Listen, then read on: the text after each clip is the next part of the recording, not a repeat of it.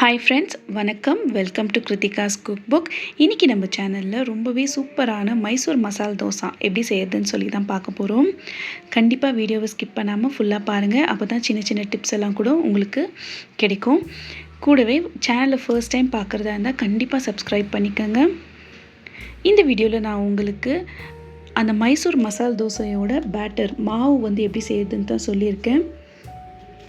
First நம்ம மாவு அரிசி ஊற வைக்கிறதுக்காக 3 கப் அளவுக்கு தோசை அரிசி நான் எடுத்திருக்கேன்.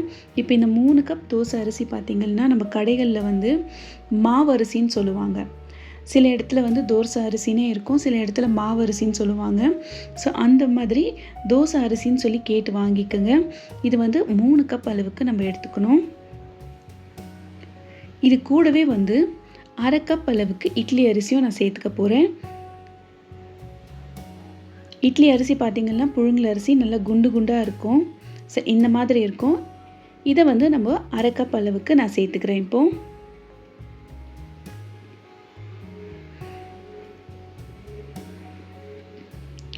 கூடவே 1/2 கப் அளவுக்கு உளுந்து வாங்கும் போதே நல்லா புது உளுந்தாக கேட்டு வாங்கிக்கோங்க. பிராண்டுங்களில் பார்த்திங்கன்னா உதயம் பிராண்டு ரொம்பவே நல்லா இருக்குது. இல்லை நம்ம ஏதாவது அண்ணாச்சி கடையில் போய் வாங்குறதா இருந்தால் அவங்கக்கிட்ட சொல்லுங்கள், ஓல்ட் ஸ்டாக் இல்லாமல் புது ஸ்டாக்காக கொடுங்க அப்படின்னு சொல்லி கேட்டு நல்ல உளுந்தாக கேட்டு வாங்கிக்கோங்க. 1/2 கப் அளவுக்கு உளுந்து சேர்த்துட்டு இது கூடவே 1 டேபிள் ஸ்பூன் அளவுக்கு கடலைப்பருப்பு நான் சேர்த்துக்கிறேன். மைசூர் மசாலா தோசையில் இந்த மாதிரி கடலைப்பருப்பு சேர்த்து அரைப்பாங்க. அது ஒரு நல்ல டெக்ஸ்சர் கொடுக்கும், அதுக்காகத்தான்.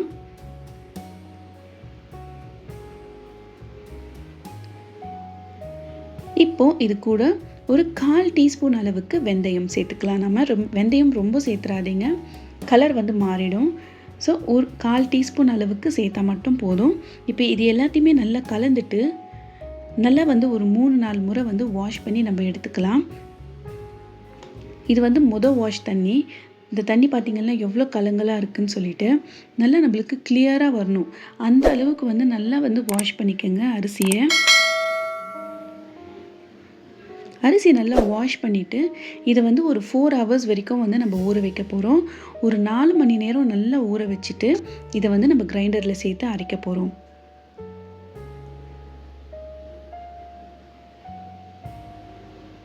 இந்த மாதிரி தண்ணி சேர்த்து ஊற வச்சுக்கோங்க. இதை 4 ஹவர் நல்லா ஊற வச்சுக்கோங்க. நம்ம அரைக்கிறதுக்கு ஒரு 1/2 ஹவருக்கு முன்னாடி 1/4 கப் அளவுக்கு அவலை ஊற வச்சு எடுத்துக்கோங்க. இப்போ நான் 1/4 கப் அளவுக்கு அவல் ஊற வச்சு எடுத்திருக்கேன். ஸோ இந்த அவலை ஃபர்ஸ்ட் நம்ம கிரைண்டரில் சேர்த்து இதை தான் ஃபஸ்ட்டு நம்ம அரைக்க போகிறோம். அவல் அங்கங்கே திட்டாக நின்றுடும்.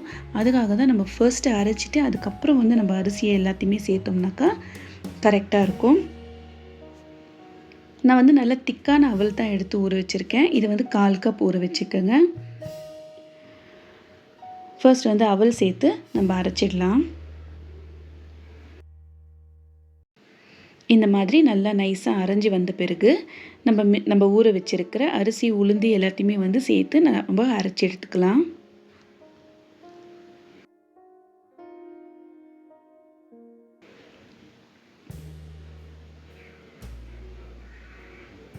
ரொம்ப தண்ணி சேர்த்து ரொம்ப தண்ணியாக அரைச்சிடாதீங்க. இது கொஞ்சம் திக்காக இருக்கணும். அரிசி உளுந்து எல்லாத்தையுமே ஒன்றாவே சேர்த்து அரைச்சிக்கோங்க. நம்ம இட்லிக்கு தான் தனித்தனியாக அரைப்போம், ஆனால் மசாலா தோசைக்கு எல்லாத்தையுமே ஒன்றா தான் சேர்த்து அரைக்கணும். இந்த கன்சிஸ்டன்சியில் இருக்கணும். இதோட பதம் பாருங்கள், இந்த மாதிரி இருக்கணும்.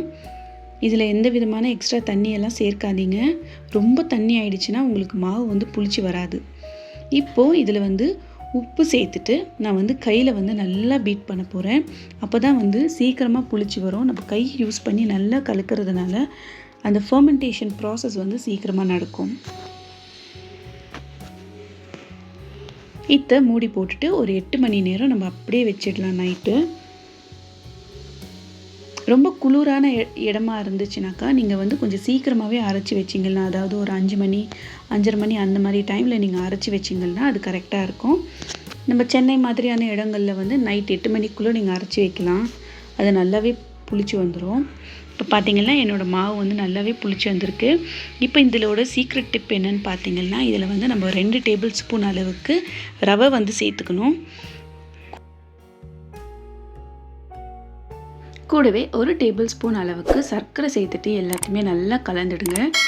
நல்லா கலந்துட்டு நம்ம வந்து தோசை செஞ்சோம்னாக்கா சூப்பர் கிறிஸ்பியான தோசையும் நல்ல கோல்டன் ப்ரௌன் கலர் தோசை நம்மளுக்கு கிடைக்கும். இதுதான் வந்து மசாலா தோசையோட சீக்ரெட்டு. இந்த ரவையும் சர்க்கரையும் சேர்க்கறது தான் ரொம்ப ரொம்ப முக்கியம். தோசை தவா வந்து நல்லா சூடாக இருக்கும்போது நம்ம வந்து தோசை செய்யணும். ரொம்ப சூடாகாமல் இருந்துச்சுன்னா தோசை வந்து ஒட்டிக்கும். அதே மாதிரி ரொம்ப அதிகமாக ரொம்ப சூடாயிடுச்சுன்னா டக்குன்னுட்டு கரிஞ்சிடும். அதுவும் அந்த நடு பகுதி வந்து சீக்கிரமாகவே கரிஞ்சிடும். இந்த மாதிரி 2 குழி கரண்டி அளவுக்கு மாவு சேர்த்துட்டு நம்ம வந்து தோசை செஞ்சிடலாம்.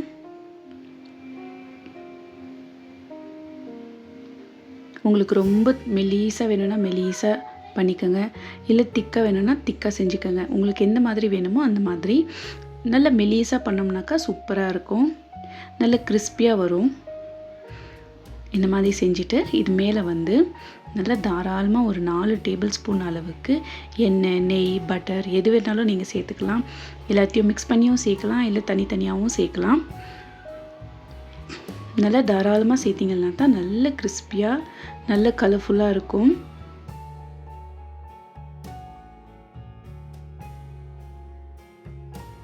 இப்போ இதில் வந்து அந்த ரெட் சட்னி சேர்த்துக்கலாம். சேர்த்துட்டு நல்லா ஃபுல்லாக ஸ்ப்ரெட் பண்ணிவிட்டு சென்டரில் வந்து அந்த ஆலு பல்லியம், உருளைக்கிழங்கு பல்லியம் இருக்குது இல்லைங்களா, அதை வந்து நடுவில் வச்சுட்டு நல்லா கிறிஸ்பியாக ஆனதும் நீங்கள் வந்து ஃபோல்டு பண்ணி எடுத்தீங்கன்னா உங்களோட மசாலா தோசை வந்து சூப்பராக ரெடி ஆகிடும். கண்டிப்பாக இந்த ரெசிபியை ட்ரை பண்ணி பாருங்கள். இந்த வீடியோ உங்களுக்கு பிடிச்சிருந்துச்சுன்னா சேனலுக்கு சப்ஸ்கிரைப் பண்ணிக்கோங்க. இந்த மசாலா தோசையை நீங்கள் எதோடுமே தொட்டு சாப்பிட வேண்டிய அவசியமே இல்லை. இதுவே தனியாகவே அவ்வளோ சூப்பராக இருக்கும். தேவைப்பட்டால் நீங்கள் வந்து சாம்பார் இல்லை சட்னியோடு கூட நீங்கள் ட்ரை பண்ணலாம். எனக்கு